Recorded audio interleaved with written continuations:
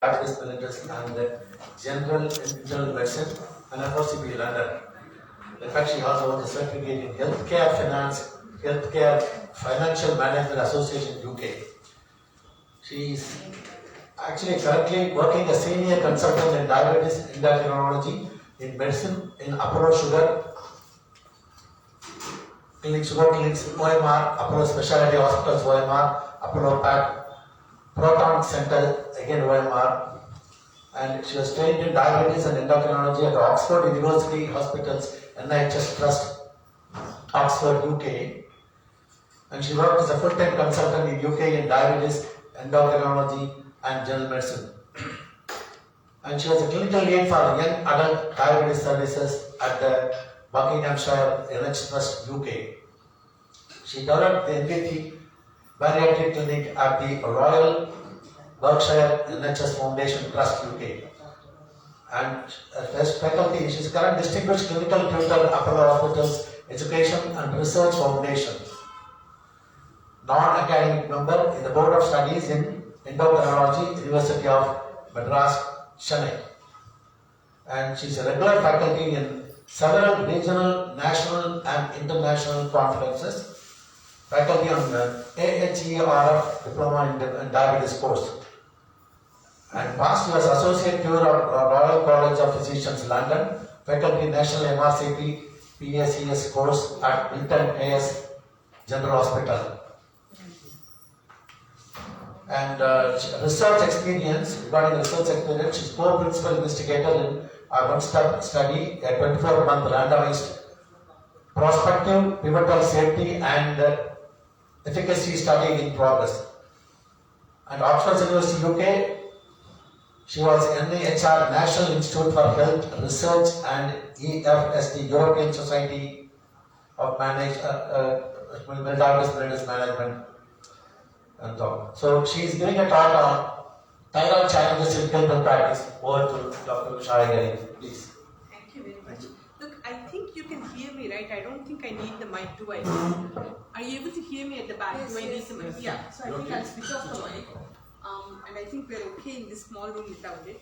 Now, I know I was asked to talk to you about challenges in thyroid clinical practice. And I thought, look, the combined experience potentially in this room must be what, nearly 500 years plus. Are there any thyroid situations that you wouldn't have seen? So how am I going to talk about clinical challenges? Use mic Yeah. Because we are all 70 plus, so. So I was thinking that what are the challenges that you see generally? Now, I'm not talking about hypothyroidism in particular, because I think all of us manage hypothyroidism quite well, and except for perhaps the patient in whom we struggle to get control, there really isn't much of a challenge in managing hypothyroidism. I'm not going into hyperthyroidism because I think that really becomes a niche area and it's difficult to, every case can be a challenge potentially. So I'm going to talk about things that I've encountered generally in clinical practice, which again, whenever we've spoken at conferences, are the frequent questions that we get and frequent challenges that we face. So nothing to disclose. So I'm going to make this very interactive and start putting it out there. 63-year-old female, fit and well, nothing, no medical history, no medication, does a health check and gets a TSH of 6.8. Show of hands, how many people want to start thyroxine? How many people want a second test before starting thyroxine? Okay, so how many people will not start thyroxine? Okay, 2 people.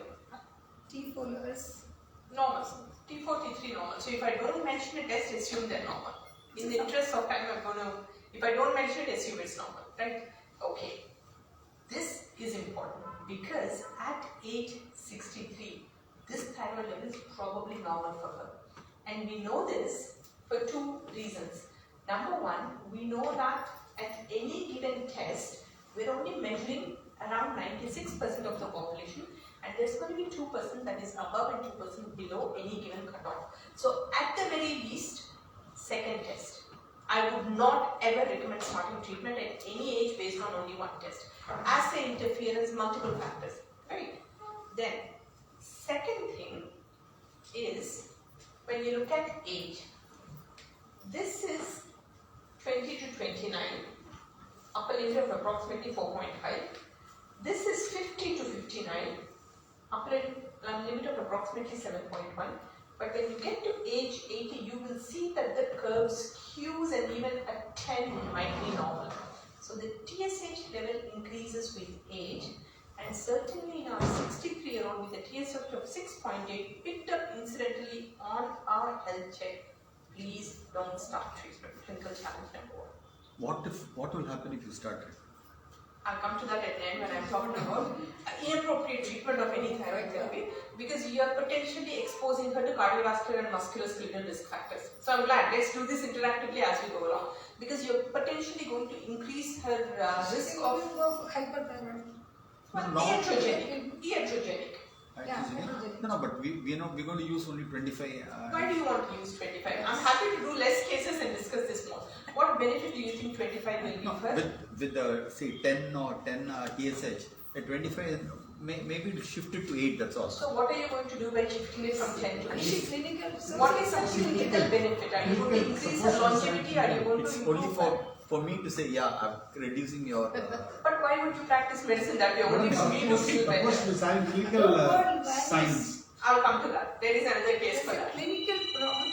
Clinical issues. It's a subclinical problem. At 63, at 6.8, never treat. Yeah.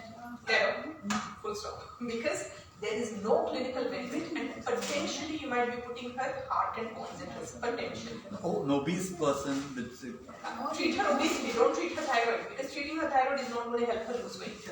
But it's a physiological adaptation to obesity. So don't treat her thyroid, treat her obesity. Good point. Right? Point taken. It's a physiological adaptation to obesity. Treat the obesity, not the thyroid, because giving her 25 or 50 of thyroxine is not going to make her lose weight. In fact, when Dr. Shanmugam said hypothyroidism, I think there should be one word before it. Untreated hypothyroidism may cause weight gain, treated hypothyroidism. Right?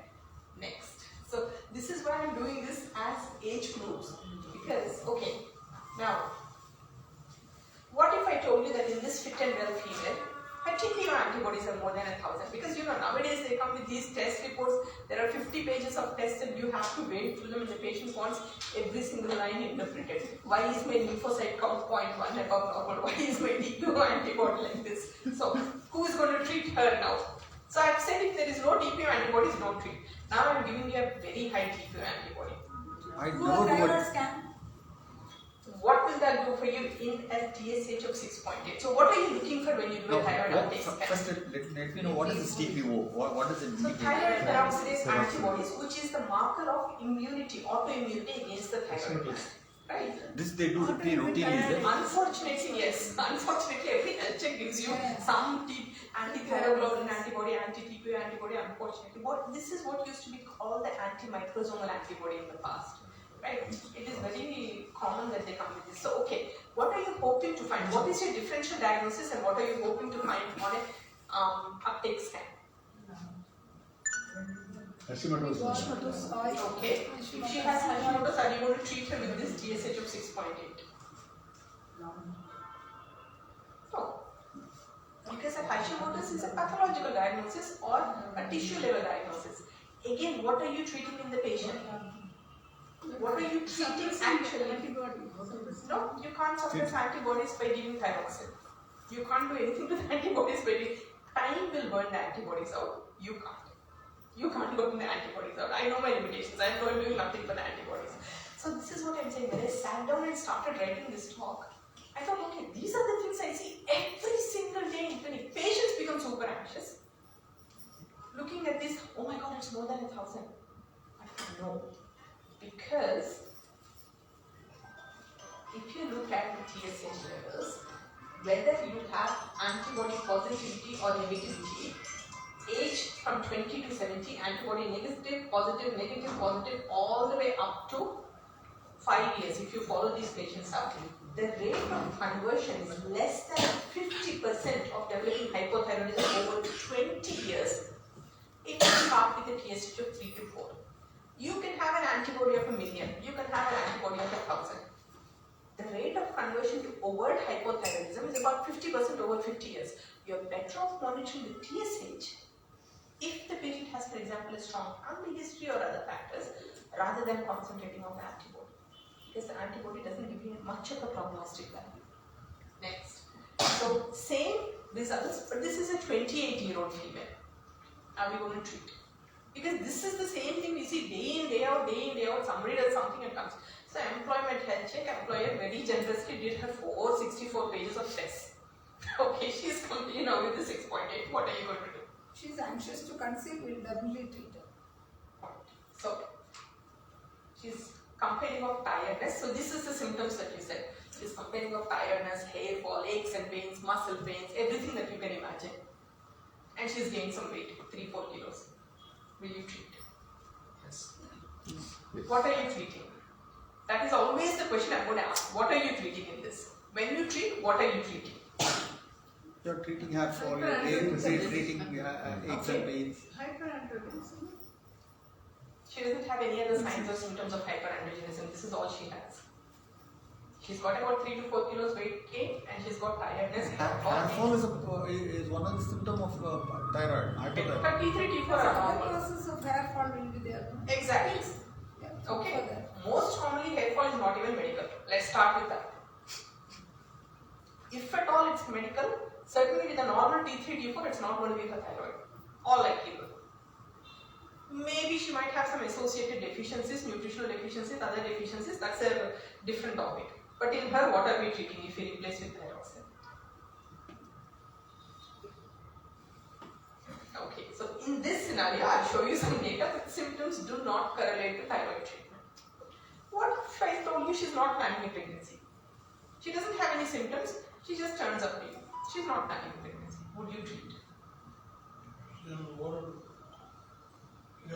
Oral contraceptive. No, but she's not planning a pregnancy. Let's assume she's single, whatever. No. She's not planning a pregnancy. For practical purposes, she's not planning a pregnancy. Will we treat? No. Because most of the answers to this is going to be no, whatever I'm putting up there. Because if it was as simple as yes, we wouldn't even need to discuss it or calling it a challenge.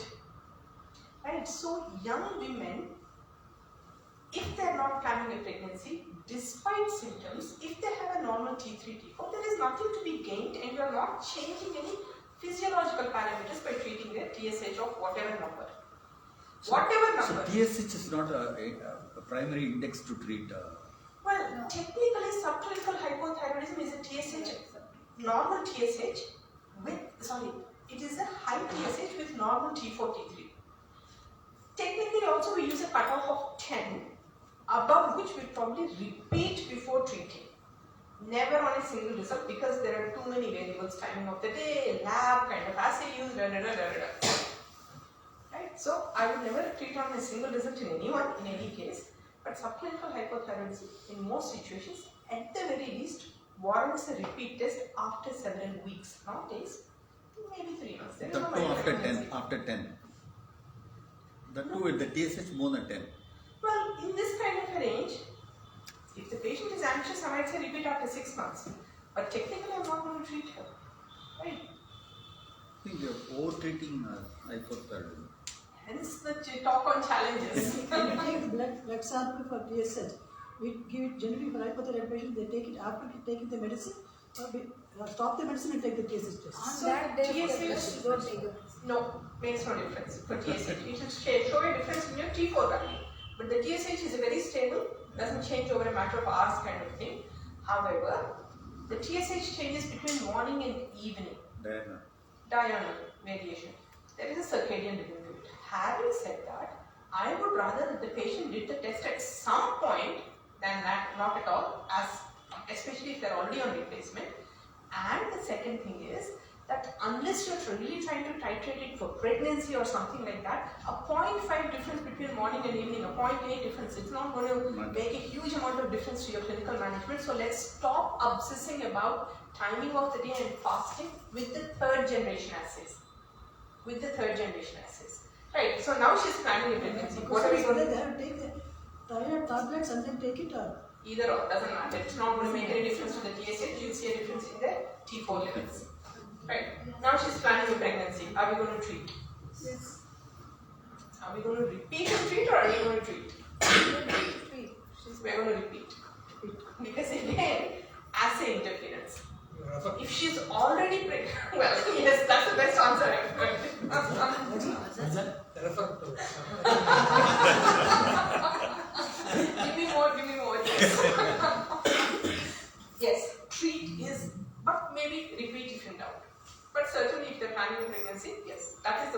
situation in which I would treat this. What if she comes with a big goiter and the TSH is 6 or 7 with normal T4, T3? I think we're getting the rhythm of this. Not. Because the goiter may be multifactorial. Certainly in Chennai, iodine deficiency is not going to be a huge problem, or wasn't until we all started drinking RO water. Now with RO water, God knows what's left in the water minerals wise. But if they're having iodized salt, iodine deficiency is not going to be a factor. Again, those that are doing the fancy pink Himalayan rock salts and everything, yeah, maybe iodine deficiency may be a factor. But there's very little data to suggest that treating a TSH of 6.8 when their T3, T4 are normal is actually going to make a difference to the goiter. So, we talked about symptoms. So, thyroid in the white, subclinical hypothyroid in the brown, grey, whatever, and hypothyroid in that lighter color. Basically, 60%, if you look at the thyroid questionnaire, 60% have more than one symptom, 15% have more than one symptom, 4 symptoms, and they are completely euthyroid. So you can't really rely on symptoms to diagnose hypothyroidism. The symptoms do not correlate. This tiredness, hair fall, weight gain, muscle pains, all the rest of it. Euthyroid people, you and I'm tired today.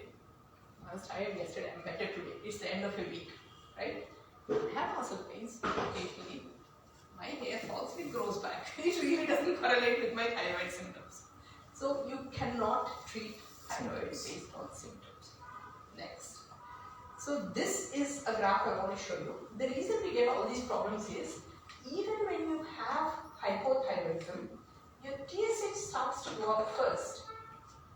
Your T3, T4 stay normal longer until they eventually start to dip. So in this range, it is subclinical hypothyroidism.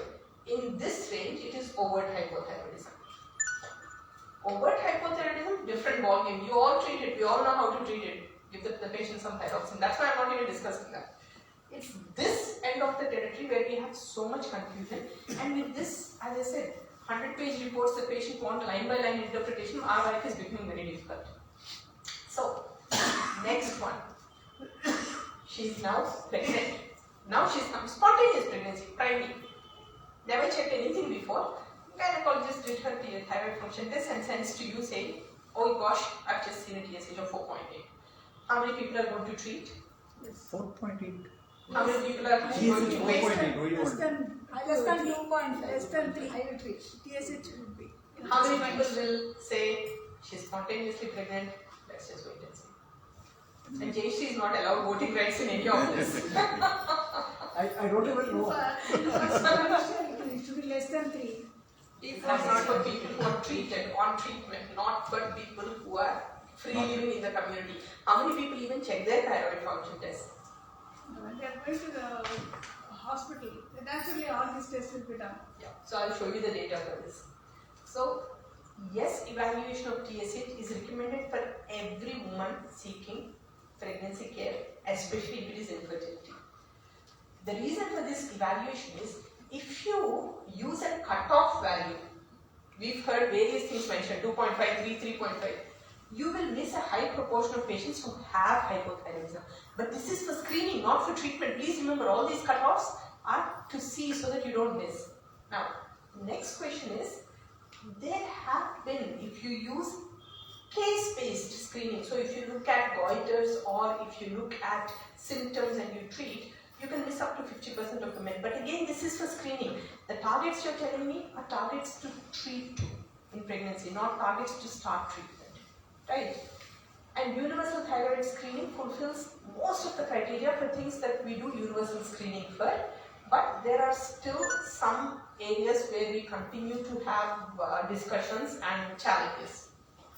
Now, all pregnant females should be screened at this. So all women seeking treatment for infertility should definitely be screened. Those who haven't been screened prior to pregnancy, when they turn up for their first antenatal visit, they need to be screened. So these are universal screening guidelines.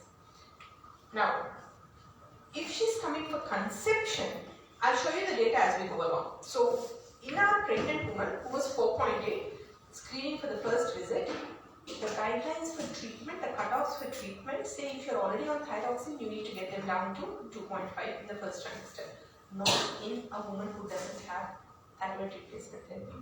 So if this is a primate, she's trying to get pregnant, nothing else, just came to you saying, doc, recently married, I want to try for a pregnancy. TSH is 4.8, how many will treat? You have to do the TPO. Let's assume TPO is positive. How is that going to change things?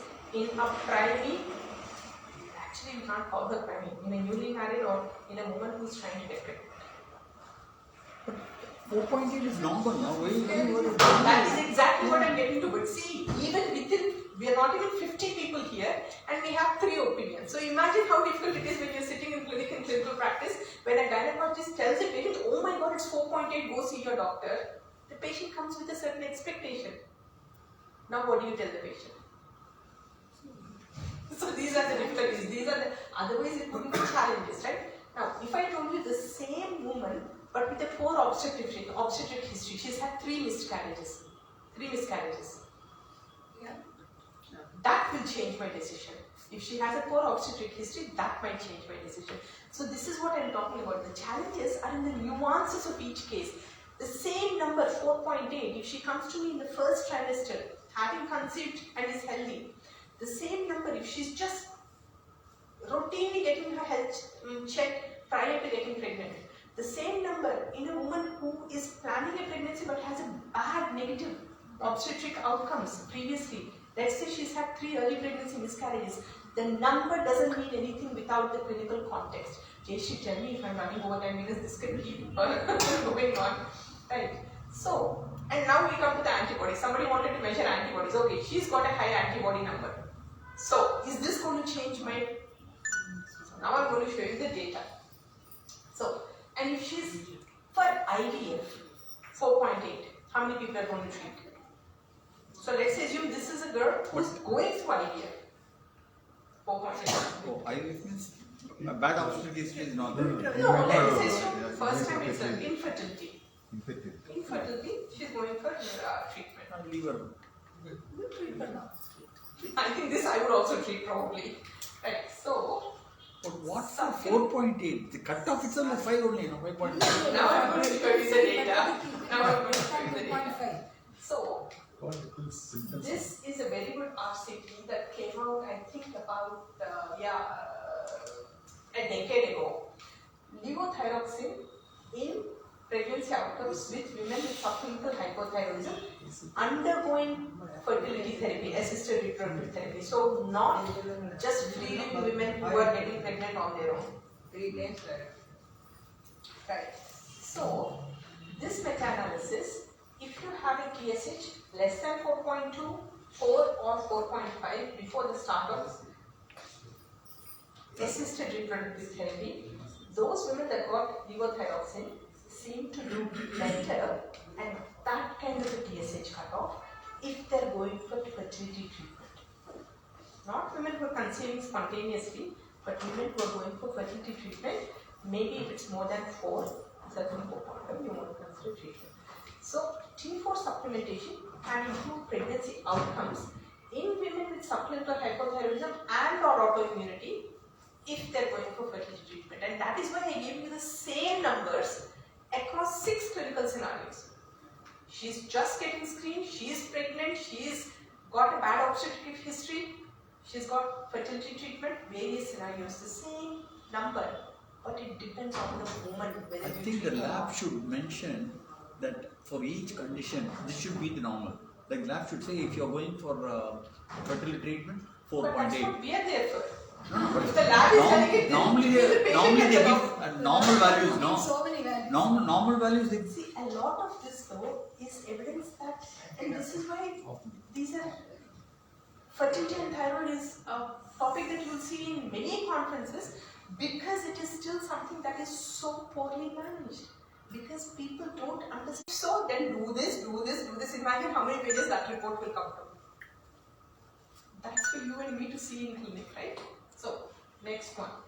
So this is levothyroxine on in vitro fertilization and pregnancy outcomes in infertile women with subclinical hypothyroidism at a serum level more than 4.5 with normal free T4 and no symptoms. They were randomized to T4 and nothing. outcome. So what you see is that they had higher number of healthy embryos for implantation. So women again at that 4.5, the implantation rate, the success and the live birth rate were better, and there was fewer early pregnancy loss. So again it comes down to who you're dealing with, if they're going for assisted fertility or if this is a woman that got pregnant spontaneously. Next, levothyroxine with autoimmunity now, right? Meta-analysis, nearly 8,000 women. Potentially there is no harm. Potentially you might have better outcome rates if you have autoimmunity.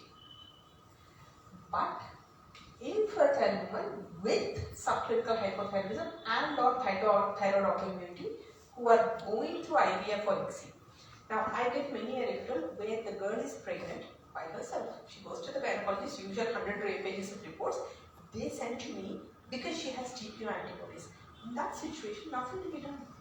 Because this study, by which maybe the gynecologist is thinking, okay, maybe she might benefit from thyroxine replacement therapy, is very specific for people who are undergoing IVF or ICSI, not for a pregnant woman who gets pregnant spontaneously and happens to have thyroid antibodies. Next. So hypothyroidism in pregnancy, depending on the cutoff that you use, even 2.5 or 3, can go from 45% to 32%.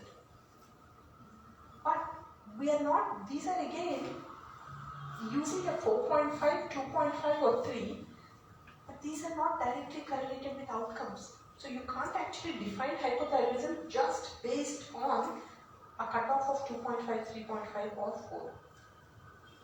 So this we've already said. Now, this is management of thyroid dysfunction in pregnancy. So levothyroxine, once they're on it, this is what you were mentioning. What do we 2.5. treat them to? First trimester, second trimester, third trimester. But this is not a target at which you start treatment. This is for people who are on treatment where you treat them to. What are the goals you are trying to achieve? Not goals for starting treatment. That is again one difference. So, why do we do this? Because maternal complications, if you treat overt hypothyroidism, if it's left untreated, lots of maternal, fetal and neonatal complications, adverse pregnancy outcomes. And hypothyroidism in pregnancy, subclinical hypothyroidism is associated with multiple maternal outcomes. But remember, subclinical hypothyroidism in most of the studies was defined as over 4.5 in assisted reproductive techniques. Next. Okay. Treatment and what do you treat to? I'm going to go past this because I have a couple more. Okay. So for all overt hypothyroidism, if the TSH is more than 2.5, we really need to treat. Overt being T4, T3 was also where you diagnosed. For all overt hypothyroidism, total dose in pregnancy is a little higher than your non-pregnant dose. Maintain the target levels in the first trimester less than 2.5. Pre-existing hypothyroidism, increase the dose of thyroxine as soon as you confirm pregnancy. Don't wait, right? And regular monitoring every 4 to 6 weeks until mid-gestation, at least 16 to 20 weeks, and then a little bit more spaced out if they're really well controlled. Now, subclinical hypothyroidism, if it's more than 10 TSH or antibody positive women between 4 and 10, that is go ahead and treat. Now, is there a benefit of treatment? Consider it for antibody negative women if they have a TSH more than 4 and 10. Antibody positive women between 2.5 and 4 to improve pregnancy. This is considered. It is not a yes, no. It is a discussion you have with the patient and explain to them the benefits and risks around the management. So, all infertile women with overt hypothyroidism treat. Consider in subclinical hypothyroidism, if natural conception, there is no harm. This is where your 25 micrograms logic comes in. How much harm am I doing giving 25 micrograms? Let's say it's 4.8. Probably not a whole load of harm. Am I doing any benefit? Probably not a whole load of benefit, but if it makes you and the patient feel better and if the patient wants to try it, probably not a lot of harm. If they are undergoing assisted reproduction, then it's a whole different ballgame. Get the TSH down. So, Next bit of check. So that is the whole mess that is subclinical hypothyroidism and pregnancy. Really difficult to make these decisions. Now this girl has finally gotten pregnant. Congratulations. She's 8 weeks pregnant. The TSH is low with a normal T4 and T3. What are we going to do? She's not on anything. Leave her alone. Leave her alone. Nothing. Leave her alone. Thank you. Because this is the physiology of thyroid hormones in pregnancy. As your beta HCG goes up in the first trimester of pregnancy, your TSH levels will, okay, where did my TSH line go? Sorry, it's very badly projected in the blue. It comes down. Here, can you see it? That is the TSH line. Right? Well, I'll draw it for you. This is the TSH. Right? So in early pregnancy, TSH comes down. Your T4 will, in fact, the total T4 will go up because your thyroid binding globulin levels stimulated by the estrogen go up. So completely normal. What I showed you there, it's a completely physiological phenomenon. We don't need to do anything. Hands off, wait, repeat after 4 weeks. Probably settle down. So, and this happens because your estrogen goes up, therefore your thyroid binding globulin goes up and your T3, T4 go up. Your HCG goes up, so your TSH comes down. And anyways you need more T3 and T4 because you are covering the maternal as well as fetal metabolism because the baby doesn't secrete its own thyroxine till about 16 weeks of age. So increased demand for T3, T4, and this is also why when you have a woman on thyroxine replacement, you increase it by 30% immediately as soon as she confirms pregnancy. Because you have an increased requirement. Now, the much neglected men, I was my thinking, apologies. why you are talking only about women? Well, there you go. The much neglected men. What are we going to do to help this gentleman? But why is TSH so much important in women because of pregnancy? Around pregnancy, yes. Because there are still pregnancy-related outcomes around assisted fertility. It can improve the implantation rate of embryos. The success of live birth is improved in infertility treatment. Without infertility treatment, there is some soft data suggesting that it may impact neurocognitive development in the child, but that's very soft data, isn't it, Yesh? I mean, hard to say. Maybe by around 3 to 5 IQ points, very soft data. But apart from around that period of pregnancy, I don't think it is that important. I think we hype it up so much. Yes, sir. During COVID period, that viral thyroiditis. Yeah, everybody had it, didn't they? Lots of post-COVID thyroiditis. We saw everybody spiking, going up, cycling up and down, all the way. So that time, how the pregnancy? Work from home. With great difficulty and with a lot of prayer. Honestly, it was really difficult. Whether it was thyroiditis or whether it was pregnancy-related changes, with a lot of very close monitoring.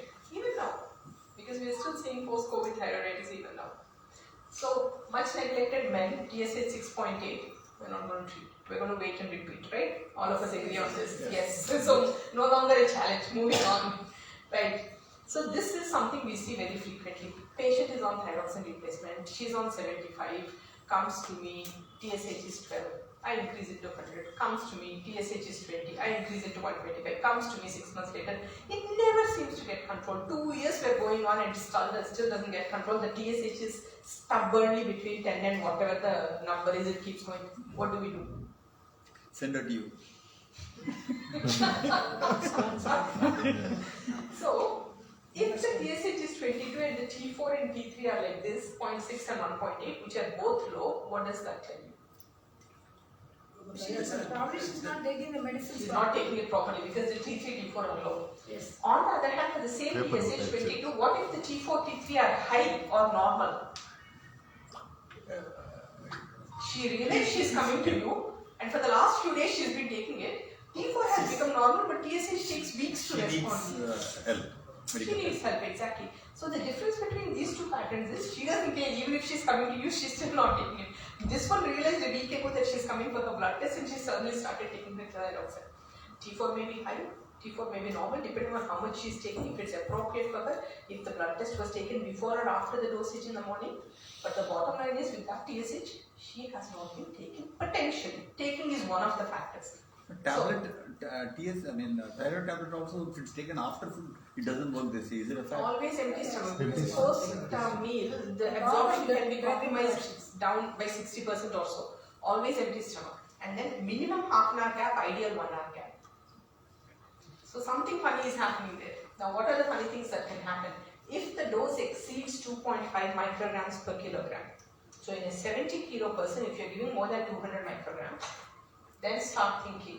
Incorrect administration, medications affecting absorption. So if she's taking it with food or with other medicines or things like that, weight gain.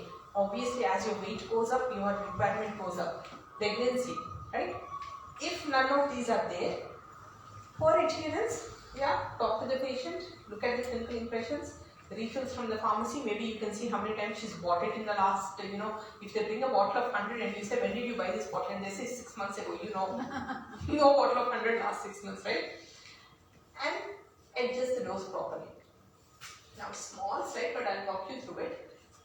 This is another important thing. See, all of our patients, hair fall, thyroid, they start taking biotin supplements. That will interfere with your TSH assay, it will give you high TSH. Some assays, they may have antibodies, the patient may have antibodies that are interfering.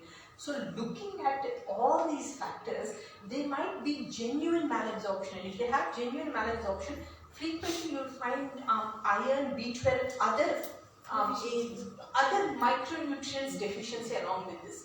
So you have to feel your way. Is this genuinely a patient who's not taking it, or are there other factors? Are we giving medicines that are interfering? Supposing she's taking her anti-epileptic medication or something else in the morning with this. Supposing she is taking it and not giving enough of a gap. Supposing she actually genuinely has malabsorption or intestinal bacterial overgrowth or something like that. So it's not just okay, you've not been taking your medication, but really let us look at the other factors. Now, how can you confirm if you genuinely think it's not being absorbed? There are two things. There is one publication that came out from Calcutta, India, from Usha Ayyagiri's group, and there is one from Oxford. You can give a once weekly total dose. For example, if she's on 100 micrograms once daily, you give her 700 micrograms as a single dose. Look at her 2-hour T4, FT4. If it goes up, you know that she's absorbing okay, and the rest of the story is story. If it doesn't go up, you start checking. And if she has deficiencies of other things, B12, folate, iron, then you know that this is likely to be multiple things being malabsorbed. Similarly, Usha Ayyagiri did something similar where they gave a flat dose of 1000 micrograms and then said 2 hours, 4 hours, 6 hours, what is the T4? If the T4 is going up, you know somebody else is, there's something more to the story. So, now I'm going to stop here because I have said sort of an incidental module, what do you do for ultrasound and what do you do for incidental sort of suppressed TSHs, but I think we're way over 4 o'clock. Yeah? Okay, I'm having too much fun, but I'll stop. Thank you. During surgery, patient on treatment, during surgery, they develop the dosage. During surgery, you have to re-alter the medication for thyroid. During surgery. Patient going for surgery. I've seen the surgeons giving double dose on the day of surgery. No need. No need. But some surgeons do that, madam. They give, yeah. I think then it is time for us to invite the surgeons to these kind of meetings so that they can stop. Madam, I have a doubt. Yes, please. So, a patient you told 68 years old and she had a Any value age, of basically, yes. 6.8. And if I'm starting with low dose thyroxine and she's benefiting clinically, and does she has any harm in taking it? Potentially, if the TSH becomes suppressed, then there were some slides in the second half of it where you overtreat hypothyroidism. Potentially, there is a risk of atrial fibrillation. So, in the elderly, especially over the age of 80, if you treat thyroxine and the TSH gets suppressed, there is a risk of atrial fibrillation. And of course, like Jayashree said, bone health is impacted hugely by the thyroid. And if you suppress the TSH, the bone health will suffer and she is more likely to become osteoporotic. So yes, there are negatives to treating unnecessarily. And no, your symptoms cannot be correlated because she may see. How do you know that her symptoms may or may not have improved with other interventions, with a placebo, or that she's attributing the improvement in her symptoms to her thyroxine, number one, that you couldn't have improved them any other way.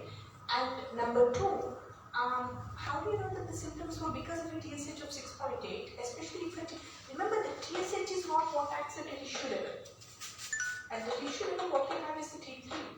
If you have a normal T4, T3 levels, and to be honest, you don't even need to measure the T3 frequently, because except in a rare genetic disorder where your conversion of T3 to T4 is affected, for most people, if you have adequate T4, it will translate into adequate T3 at the tissue level.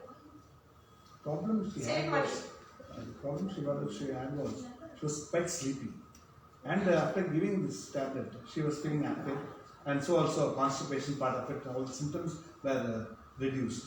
So I thought what could be the side effect if we take Again, I come back to this. If she has a normal T4, what is the TSH doing at a tissue level to cause constipation or anything else? Because it's not the TSH that works as an active agent at the cellular level to improve your metabolism. It is the T3. It's the FT3 to be more specific. So what, by settling the TSH, what are you doing? Now, I'm not denying, look, there is experience, there is science. I'm showing you the scientific data, right?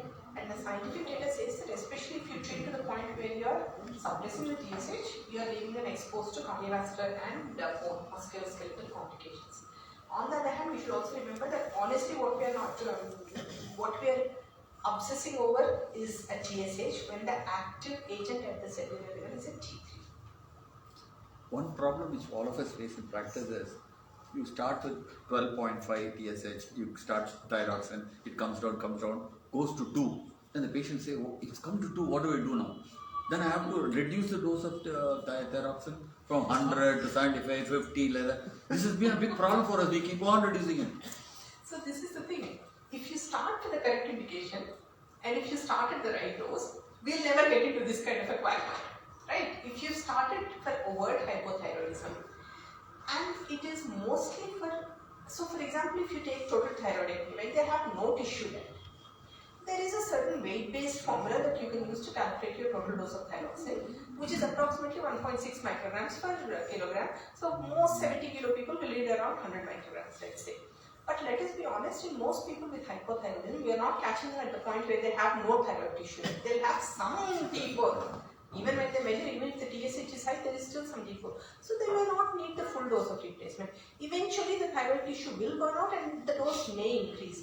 But ideally, you want to target your TSH. And remember, except for pregnancy, where you have very narrow ranges, there is some data to suggest that your sense of well-being, not the metabolic outcomes, but your sense of well-being may be improved at a TSH closer to 2, let's say, than at 4.5. But if I have a 70-year-old woman, I'm not going to titrate her down to 2. If she has a 4.55, I'm going to say perfectly well placed, because a normal woman your age is likely to have 6 or 7. So if she's hovering around 4.5, 5, I wouldn't even bring her down to 2. So it's being sensible about where we do the titrations, where we start and what we aim for. So titration is not a It good goes thing to down do. to 2, can you reduce the dosage? That's But what I what do you want to see? It's still within the physiological range. Oh, yeah. You're not having any adverse effects. Just let her continue whatever she is saying. What do you have to lose? Thing is, what is the harm that you're doing there? And once you take thyroxine, always you have to take thyroxine for If life, you started for the right indication, then it's for life. if you started for the right indication, which is overt hypothyroidism, then yes, it is for life. But unfortunately, most times we see that the indication for which it is started is maybe not that strong. This kind of a 6.8 or potentially thyroiditis when it's fluctuating, at some point they'll get started. Say for example in thyroiditis, there is a 70% chance that the patient may become euthyroid later on, and then somebody will claim credit for having cured their thyroid. Some Baba someday will say, I have cured this girl's thyroid. When 7 out of 10 times nothing, time would have cured it. And she never needed thyroxine. And I use she because 9 plus out of 10 people that we see with thyroid disorders are women. So if you started for overt hypothyroidism, then yeah, they're going to be on it for life. If it is started, if the indication for which is started is inappropriate in the first place, then every quack will claim that they're curing thyroid problems. Sorry sir, you were asking me something. The carry-on Same message problem looks like, with hypothyroidism also. A patient is in carbon 10 milligram OD or BD or TDA. Then she becomes euthyroid. to cut off the Hyperthyroidism, I would sincerely beg every one of you to refer. And I'm using the word beg because hyperthyroidism is just a description of a number and thyrotoxicosis is a description of symptoms. It's like saying you have a fever. If you don't treat the cause of the fever, all you're doing is giving Dolo 650. You're giving her carbamazole, you are giving her Dolo 650 for everywhere. Why are you doing the fever panel? You figure out whether you're treating a typhoid or a malaria or whatever else, right? You need to find out the cause of the hyperthyroidism to treat. Hyperthyroidism is a number. COVID period, diagnosed thyroiditis, iron thyroiditis. Most of them don't actually need treatment if they're symptomatic and you're convinced. And look, we can diagnose thyroiditis on an uptake scan. And if you diagnose thyroiditis, most of the time you need to control the tachycardia and the tremors and the other symptoms with the beta blocker, but you may not need any treatment for the hyperthyroidism itself because it's going to cycle. A few weeks, it might become hypothyroidism or settle. So again, the indication, what are you treating? And then treat appropriately. So my suggestion would be suppress TSH. I would sincerely say please refer because that is something that, look, for a TSH of 6.8 I spent 45 minutes talking. Imagine what I can do with a TSH of 0.1. So the carry-home message is send the case to an endocrinologist first, let her do the diagnosis, then you start doing whatever tricks you want. No. I will say treat the patient, not the number. That is the carry-home message. Don't send them to the endocrinologist. Treat the No, patient. properly diagnosing hypothyroidism more important than continuing treatment. Most of you do perfectly well and have been doing for 50 years. No, you're confused us more. See, previously I was thinking 5 was better, now you're 4.6. I want to make these things. Treat the patient. That is my take-home message. The same girl with 4.5 or 4.8, depending on where she falls in the pregnancy spectrum and where she is different. The same 6.8 in any person, male, female, whatever age, depends on the patient. So don't treat the number, treat the patient. That's my take home. Thank you. Let me make sure I don't lose this first dish. Thank you so much. Thanks. Thank you, madam. Next, good discussion we had. In fact, a lot of those we had treating to treat or not to treat. That's the main thing today. Excellent. Thank you.